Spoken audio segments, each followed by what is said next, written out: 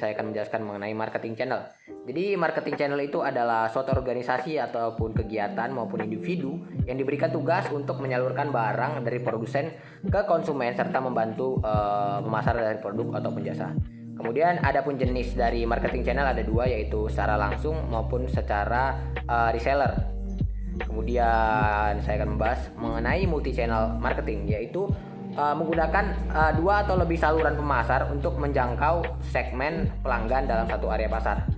Kemudian selanjutnya saya akan membahas mengenai value network. Jadi value network itu pandangan di mana perusahaan itu sebagai pusat jaringan nilai sistem, kemitraan, dan aliansi yang diciptakan untuk mencari, menambah, menyampaikan penawaran.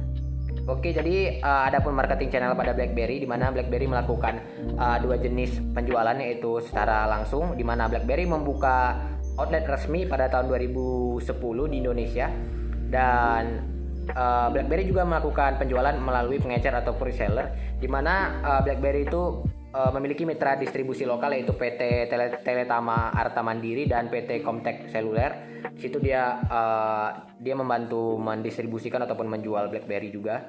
Kemudian BlackBerry juga melakukan multi channel marketing, di mana BlackBerry dijual melalui outlet resmi, BlackBerry dijual oleh distribusi lokal seperti PT Teletama Arta Mandiri dan Comtek Seluler, serta BlackBerry juga melakukan distribusi yang intensif, yaitu dengan menggandeng 300 gerai internasional dan menambah 500 gerai di Indonesia agar BlackBerry ini mudah didapat. Kemudian saya akan menjelaskan mengenai topik kedua, yaitu the role of marketing channel. Jadi di sini ada pembagiannya, yaitu channel function and flow. Jadi apa sih itu channel function and flow? Channel function and flow ini merupakan untuk mengatasi kesenjangan waktu, tempat, kepemilikan yang memisahkan barang dan jasa dari mereka yang membutuhkan atau maupun menginginkan. Jadi saya selanjutnya akan membahas mengenai channel level, di mana ada zero level, yaitu saluran pemasaran langsung, ada one level, satu perantara, two level, dua perantara, three level, dan yaitu tiga perantara. Jadi adapun penerapan channel level pada BlackBerry itu, di mana zero level, di mana BlackBerry itu memiliki outlet resmi ataupun langsung menjual dari outlet resminya. Kemudian ada one level, di mana BlackBerry itu melakukan kerjasama dengan PT Teletama Arta Mandiri sebagai reseller. Kemudian ada two level channel, di mana BlackBerry juga dijual di toko-toko reseller pada gerai ponsel, dan three level, di mana BlackBerry dijual di gerai-gerai ponsel tadi. Kemudian yang itu disuplai oleh supplier yang lebih besar ataupun pemborong, dan dibeli oleh gerai-gerai yang lebih kecil. Channel design decision. Memilih sebuah channel untuk marketing dari suatu produk tentu saja perlu melalui beberapa tahapan. Channel menghasilkan 5 output. Yang pertama adalah decide lot decision, yaitu rata-rata jumlah produk yang bisa dibeli konsumen dalam suatu waktu. Yang kedua adalah waiting and delivery time, yaitu rata-rata waktu konsumen menunggu untuk produknya. Yang ketiga adalah special convenience, yaitu adalah usaha sebuah channel untuk membuat produknya mudah digapai oleh konsumen. Selanjutnya adalah product variety, yaitu pilihan jenis produk yang dapat dipilih oleh konsumen. Yang terakhir adalah service backup, yaitu jumlah jasa cadangan yang dapat disediakan oleh channel.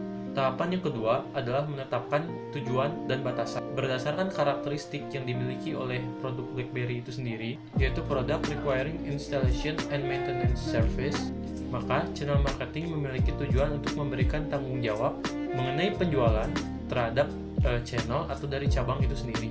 Tahapan yang ketiga adalah menetapkan alternatif channel. BlackBerry sempat mendistribusikan produknya secara intensif dengan membuka ratusan gerai yang tersebar di seluruh Indonesia dan meletakkan produknya pada banyak outlet ponsel secara luas di Indonesia agar konsumen dapat dengan mudah menjangkau produk tersebut. Selanjutnya ada fenomena showrooming, di mana showrooming ini adalah suatu metode berbelanja di mana konsumen akan datang langsung ke gerai atau pameran secara langsung dan melihat produk tersebut. Namun pemesanan dilakukan secara online.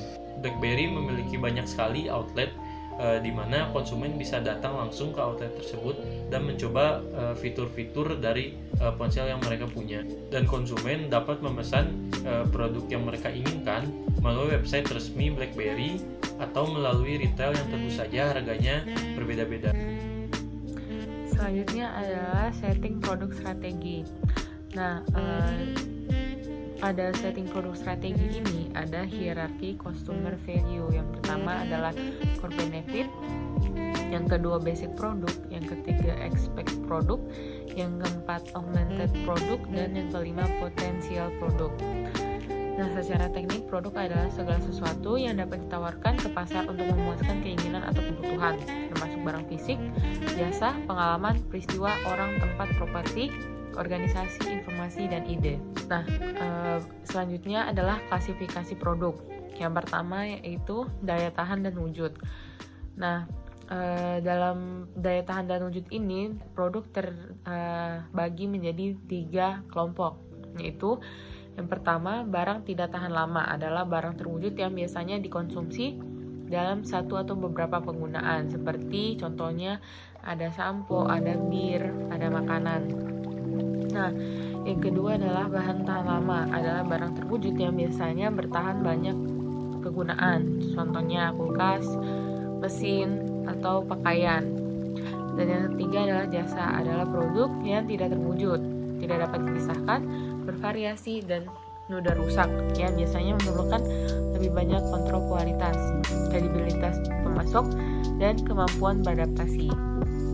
Nah, yang kedua adalah consumer good classification, yaitu yang pertama barang yang praktis, yang kedua adalah barang belanjaan, yang ketiga adalah barang khusus, dan yang terakhir adalah bahan yang tidak dicari. Yang ketiga ada product industrial goods classification. Bahan dan suku cadang adalah barang yang sebetulnya masuk ke dalam produk pabrikan. Barang modal adalah barang yang tahan lama yang memfasilitasi pengembangan atau pengelolaan produk jadi. Perlengkapan dan jasa bisnis adalah barang dan jasa jangka pendek yang memfasilitasi pengembangan atau pengelolaan produk jadi. Selanjutnya adalah bagian desain produk. Sebagai pemasar holistik mengenali kekuatan emosional, desain, dan pentingnya tampilan dan nuansa serta fungsi bagi konsumen. Dan yang terakhir ada luxury produk.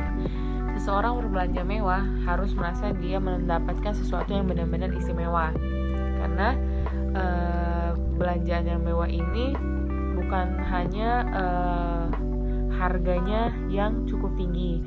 Nah, di balik harga yang cukup tinggi itu pasti ada fasilitas-fasilitas yang memadai seperti itu. Formula kemenangan bagi banyak orang adalah keahlian, warisan, keaslian, dan sejarah yang seringkali penting untuk membenarkan harga yang terkadang cukup tinggi. Oke, selanjutnya di sini ada e-commerce marketing praktis. Nah, e-commerce ini tuh bukan hanya tentang yang ada di aplikasi saja atau yang ada di website, tapi e-commerce itu secara umum, yaitu elektronik komersial. Nah, maksudnya elektronik komersial ini ya pemasaran secara elektronik, jadi bisa melalui media apapun, bisa itu televisi, atau mungkin radio, atau mungkin ya bisa juga internet gitu. Nah, pada konsep e-commerce marketing praktis ini tuh bukan lagi atau tidak hanya membicarakan tentang bagaimana perusahaan mendapatkan customer, tapi bagaimana cara customer meraih ke perusahaan gitu. Nah, pada era BlackBerry sendiri, jadi zaman dulu BlackBerry itu belum sempat melakukan electronical commercial ini secara masif gitu, karena dulu memang medianya itu hanya sebatas TV dan radio. Tapi BlackBerry sendiri itu pernah memakai atau pernah bekerja sama dengan Emtek Group. Emtek Group itu tuh adalah salah satu perusahaan besar di Indonesia yang menaungi salah satu stasiun televisi besar yaitu SCTV. Jadi dulu memang BlackBerry itu sempat akan memasarkan komersialnya atau akan memasarkan BlackBerry itu di SCTV seperti itu. Mungkin kenapa BlackBerry ini belum ada yang di internetnya, karena pada saat internet sedang berkembang pesat, BlackBerry ini malah jatuh gitu. Jadi tidak sempat tidak sempat berpromosi masif di e-commerce ini. Selanjutnya saya akan menjelaskan tentang mobile commerce atau yang biasa disebut dengan m-commerce. M-commerce adalah sistem perdagangan elektronik dengan menggunakan peralatan portable atau mobile. seperti telepon genggam, smartphone, notebook, dan lain-lain.